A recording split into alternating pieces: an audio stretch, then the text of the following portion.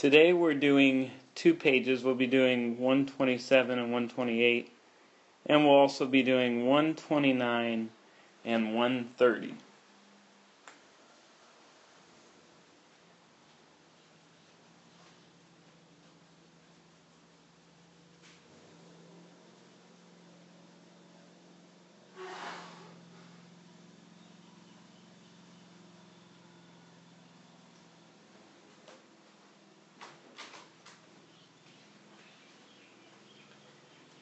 So in the past we learned about the different metric units of length, and I'll show you a page that we used before. And we learned about the different metric prefixes. When I say metric prefixes, I'm talking about deci means 1/10, and centi means 1/100th, milli meaning 1,000th, deca meaning 10, hecto meaning 100, and kilo meaning 1,000. Now when we're talking about length, all of these are followed by the word meter. And at the top of this page, we've done this was a long time ago when we did this, the meter is the basic unit of length in the metric system. Today we're going to be talking about weight. It's going to be a lot of the same things that we've learned here being passed on here. And so when we're talking about weight, we're going to use a gram. The basic metric unit of weight is the gram. And so we still have the same things of milla, meaning one, centi, meaning 1/100th, deci meaning 1/10, deca again is 10, hecto is 100, and kilo is 1,000.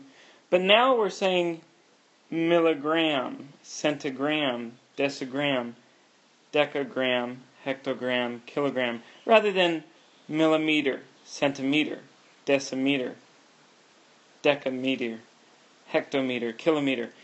And now we're looking at weight instead of length. Instead of measuring a distance of something from here to here, where we use meters, now we're doing how much something will weigh. And we'll go ahead and get started in class practice. We need to write true and false for each one here. A meter is a unit of length. Yeah, we use the meter for length. That's true. And then a gram is a unit of weight. That's also true. So the meter is for length, and a gram is for weight. A meter is a little longer than a yard. That is true. And a gram weighs a little more than a ton. And if we look up at the top of the page, and I'll go back to show it on the screen,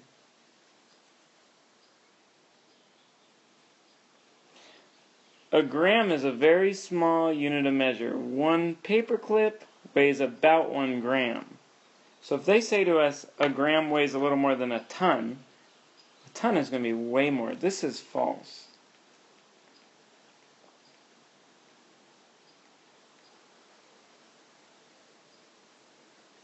And as we look at the next one, a metric ton is about 2,200 pounds. And that goes along with it. That is true. A milligram weighs more than 1 gram.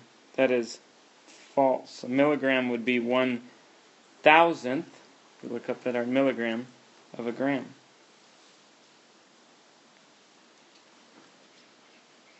In number 2, it tells us to circle the lighter unit of weight in each pair. So which one is lighter, grams or kilograms? I'm going to do a little erasing here, get rid of some lines that I drew up at the top.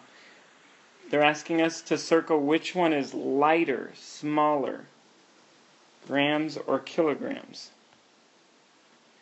Well, kilogram is going to be 1,000 grams. So we know that grams will be lighter. B, decigrams or grams? Well, 1/10 of a gram would be a decigram. That means it would take 10 decigrams to equal 1 gram.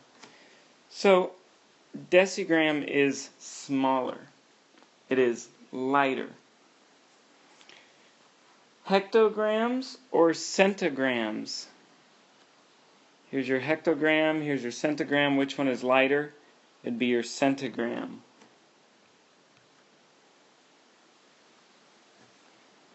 Centigrams or decigrams? That'd be centigrams would be lighter. Because for 1 gram you'd need 100 centigrams. And you'd need 10 decigrams to equal 1 gram. So 1/100th is lighter than 1/10. E, decigrams or milligrams. So it's either milligrams or decigrams. For that one it would be milligrams is lighter. 1/1000th is smaller than 1/10. And the last one, kilograms or decagrams. We got our decagrams here. That's 10 grams. Kilogram is 1,000 grams. So decagrams is the lighter of the two.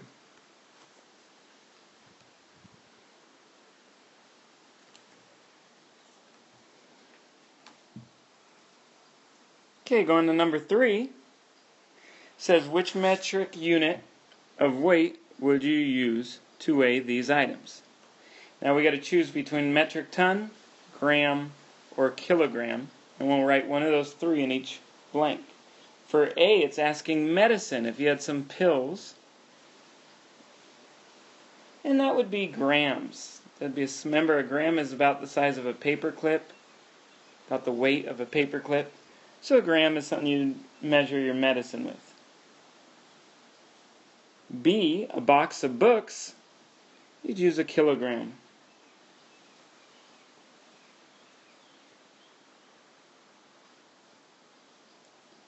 C, a house trailer, that'd be a metric ton.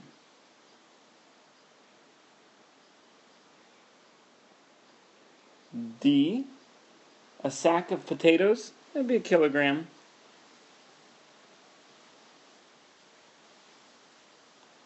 A cow, that would still be a kilogram.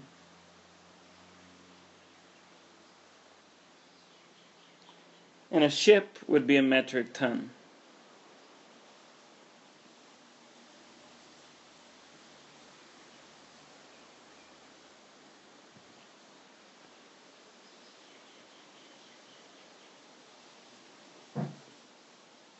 Okay, so we're going to look at number 6 on the back side. We're skipping a few.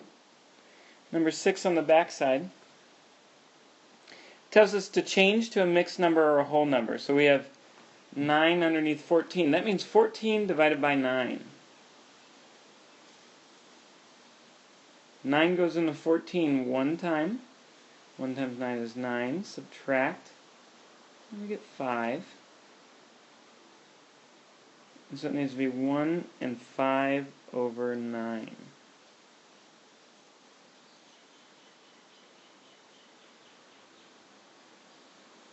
Three over 2. 2 goes into 3 one time. 2 times 1 is 2. Subtract, we get 1. And it ends up being 1 and a half.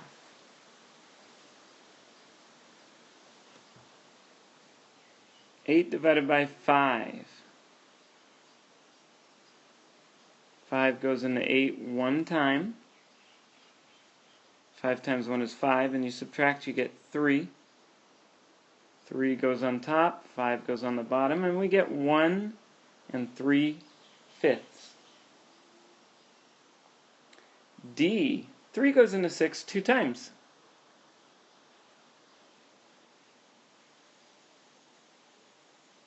Okay, number 7 is telling us to reduce, so we got to think of a GCF for both our top number, our bottom number, for our numerator and our denominator. What goes into both 3 and 9? What is the greatest common factor of 3 and 9. 3 goes into 3 one time, 3 goes into 9 3 times, and 1/3 is our reduced answer. 14 and 16, I know that 2 goes into both of those because they're even numbers. 2 goes into 14 7 times, 2 goes into 6 8 times, and we get 7/8. 7/8. 12 and 18, 6 goes into both. 6 goes into 12 2 times, 6 goes into 18 3 times, and you're left with 2/3. 4 and 12. 4 goes into both 4 and 12. 4 goes into 4 one time, 4 goes into 12 3 times, and we're left with 1/3. Let's do number 8 together. It tells us to follow the signs and to always reduce if necessary. So I'm going to add up my fractions first. My denominator is easy, that's 7. And I'm going to add up my 3 plus 2, that's 5, plus 1 more is 6. Now let's add up our whole numbers. 4 plus 8 is 12, plus 6 more is 18. Carry the 1. 1 plus 3 is 4, plus 2 more is 6, plus 1 is 7. Now our fraction can't be reduced any more than 6/7, so we are done. 78 and 6/7. B, we have 9 as our denominator, and 6 minus 3 would be 3. We have 3 as our numerator. Now let's look at our whole numbers. You can't take 4 away from 1, so we have to borrow from the 3. It becomes a 2.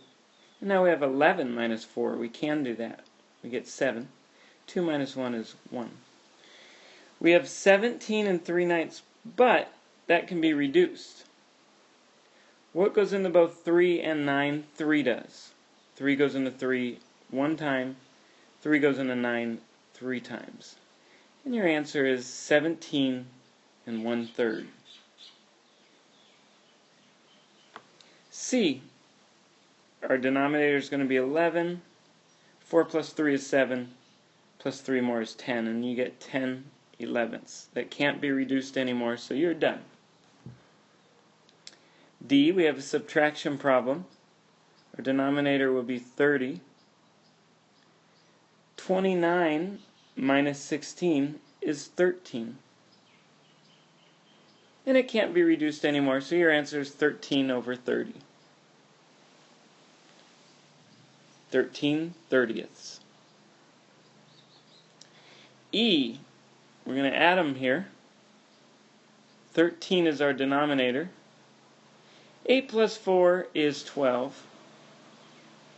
So we have 12/13 for our fraction. Now let's add up our whole numbers. 5 plus 2 is 7. Plus 6 more would be 13. Carry the 1. 1 plus 3 is 4. Plus 4 more is 8. Plus 1 is 9.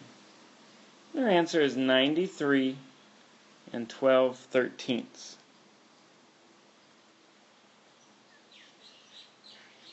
Okay, we're going to look at the next page,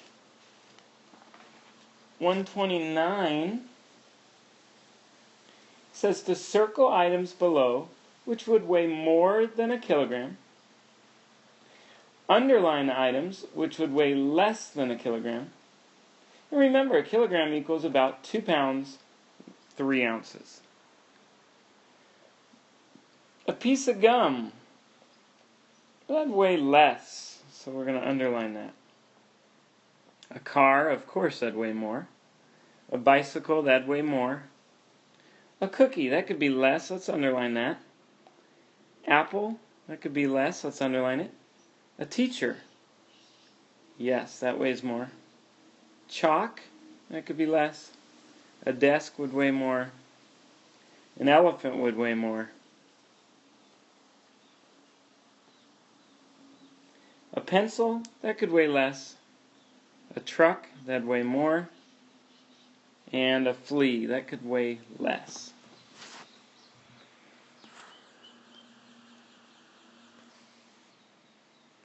For number 2, it tells us to fill in the prefixes deci, centi, milli, deca, hecto, or kilo for each one.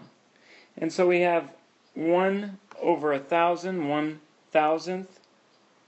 When we look at our page, our first page, 1,000th would be milligram.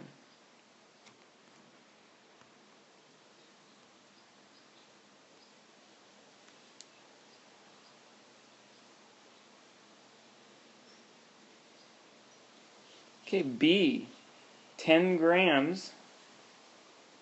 10 would be a decagram.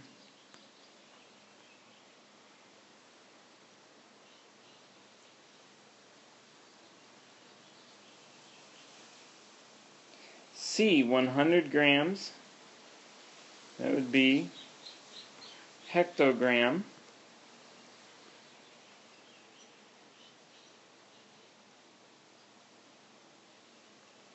D, 1/100th of a gram.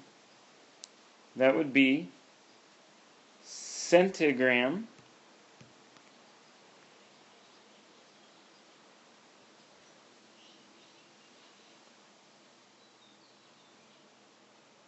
E, 1/10th of a gram.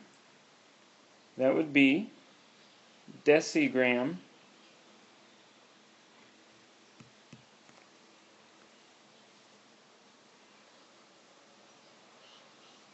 And the last one, 1,000 grams, would be our kilogram.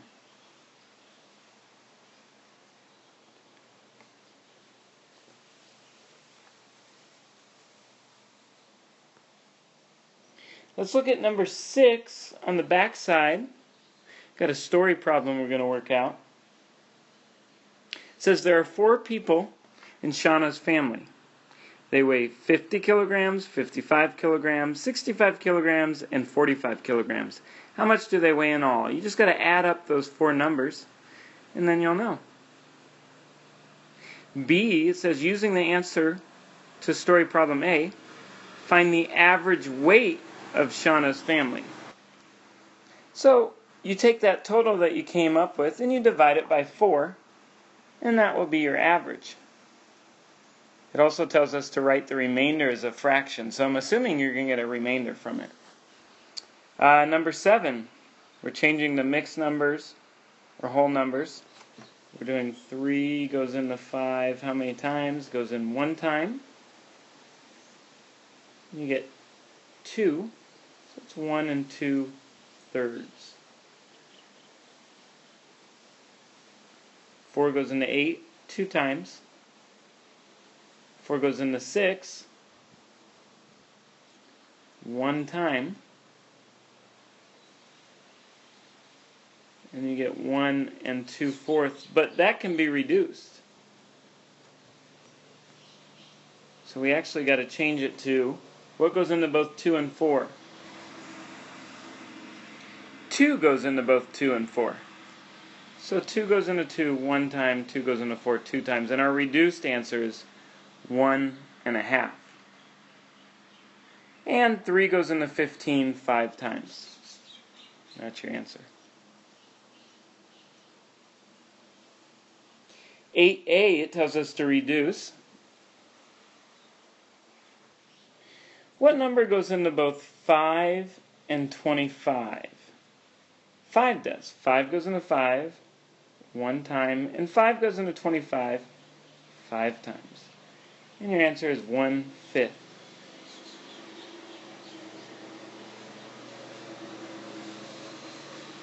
What goes into both 14 and 16? 2 does.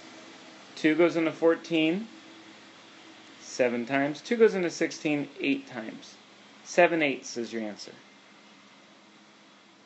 What goes into both 8 and 12? 4 does. 4 goes into 8 2 times. 4 goes into 12 3 times. Your answer is 2/3.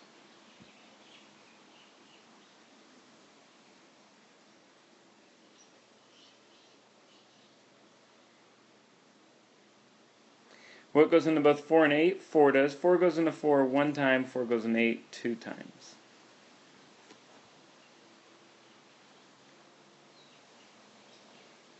Go ahead and do the rest on your own. I know you can do it. You guys are so smart. I believe in you.